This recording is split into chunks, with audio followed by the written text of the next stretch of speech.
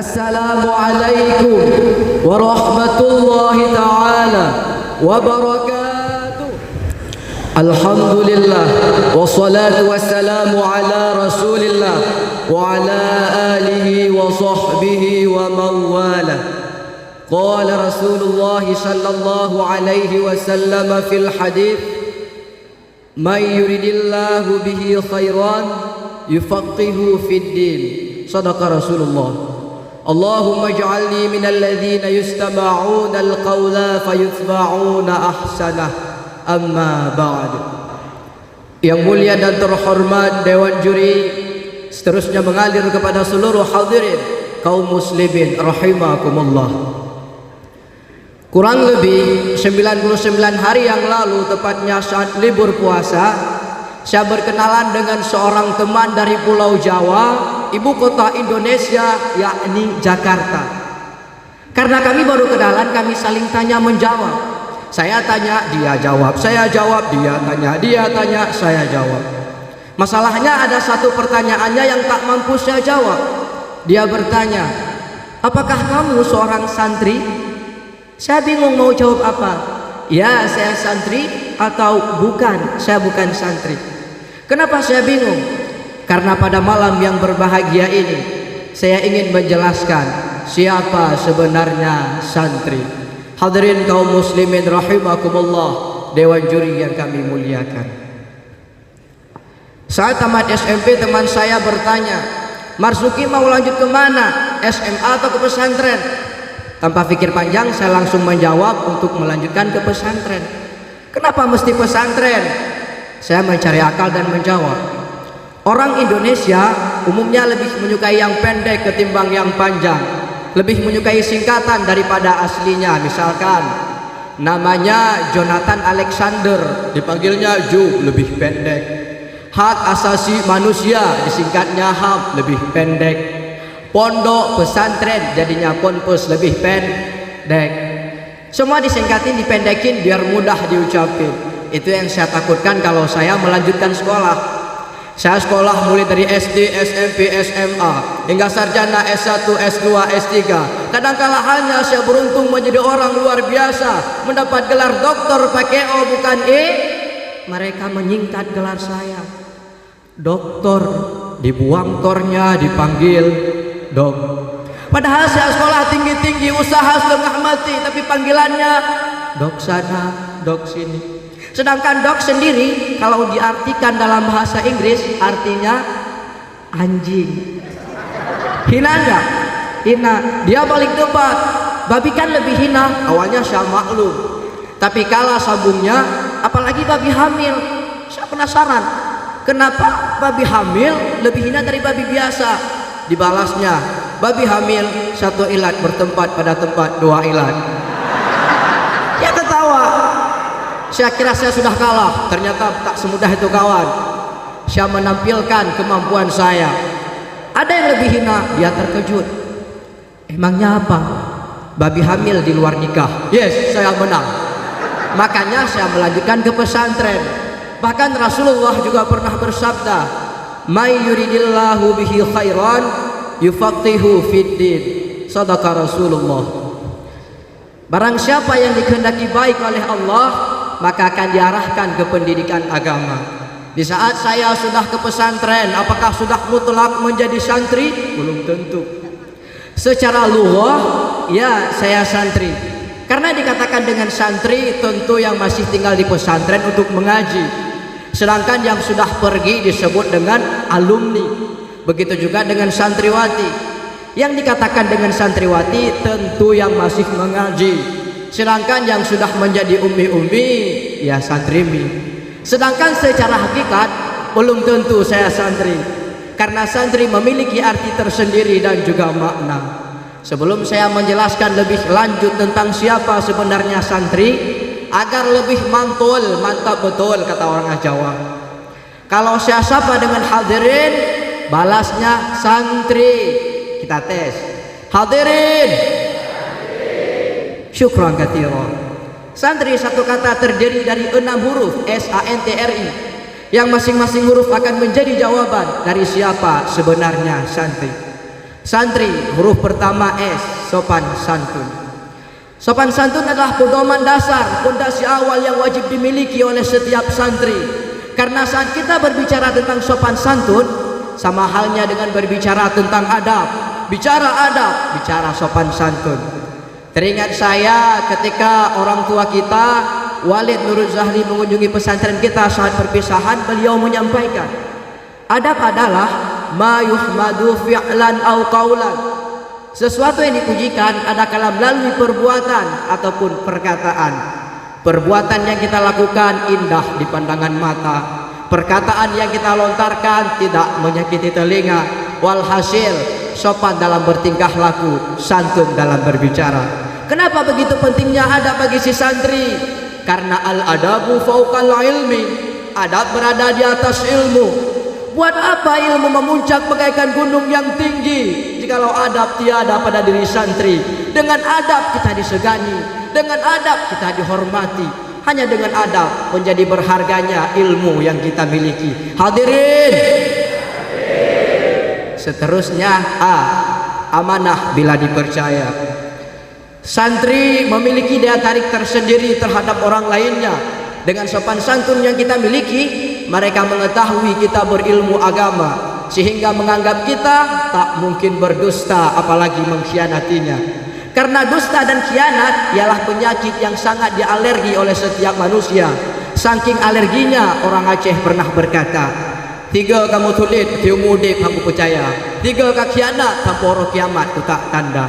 Orang yang berkhianat sama halnya dengan orang yang berdusta. Orang yang berdusta akan menyibukkan dirinya dengan berdusta, menutupi satu kedustaan dengan kedustaan yang lainnya.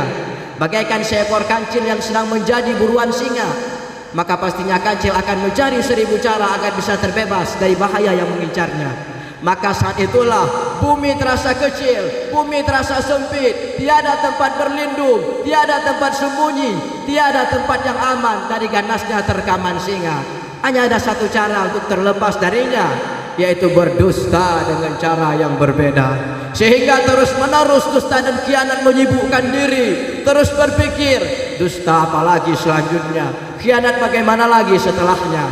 Dengan kata lain, maksiat terestafet hingga ajal tiba. Maksiat mengundang bala, mengundang murka Allah Ta'ala. Di saat Allah telah murka, fannaru aulabi, maka nerakalah yang terlebih utama. Na'udzubillahi min dzalik. Maka sepatutnya bagi kita santri untuk menghindari sifat khianat dan dusta. Selain mengotori muka dengan manusia, Allah juga membencinya. Otomatis amanah adalah pengganti kedua-duanya. Dan amanah tidak akan berjalan sempurna kalau tidak mabar main bareng dengan niat lillahi ta'ala. Santri saat melakukan sesuatu apapun, ikhlas adalah kunci utama. Tulus niat karena Allah Ta'ala.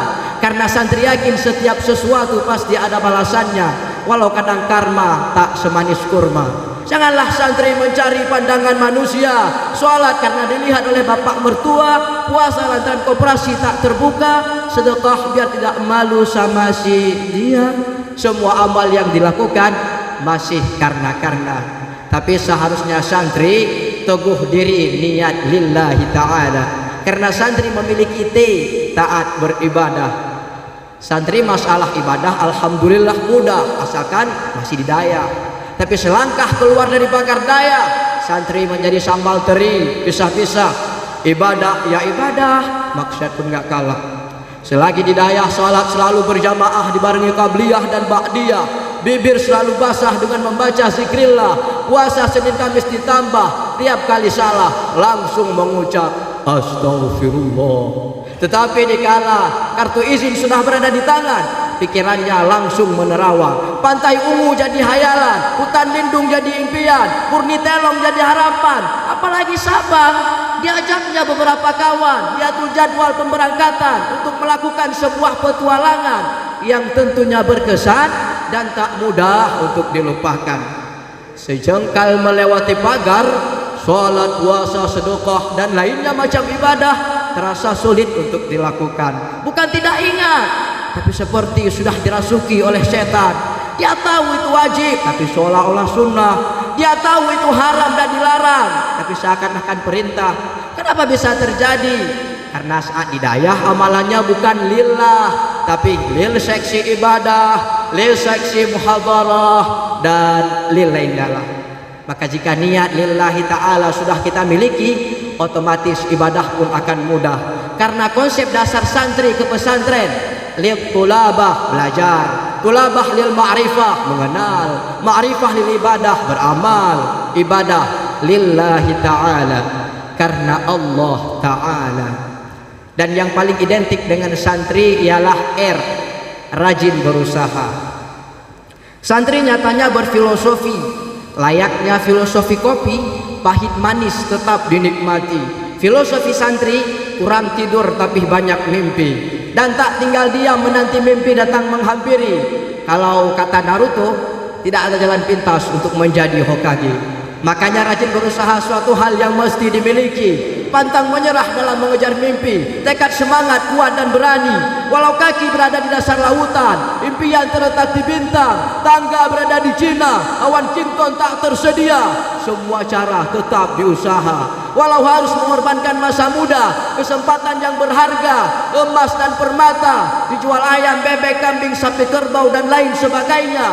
Bila perlu nyawa ditaruhkannya, asalkan impian tercapai dengan sempurna. Walau kadangkala rintangan datang menghalangi, suka duka silih berganti, bahagia derita tiba dan pergi, senyum dan air mata saling berantri, pahit dan manis tak dapat dibedai.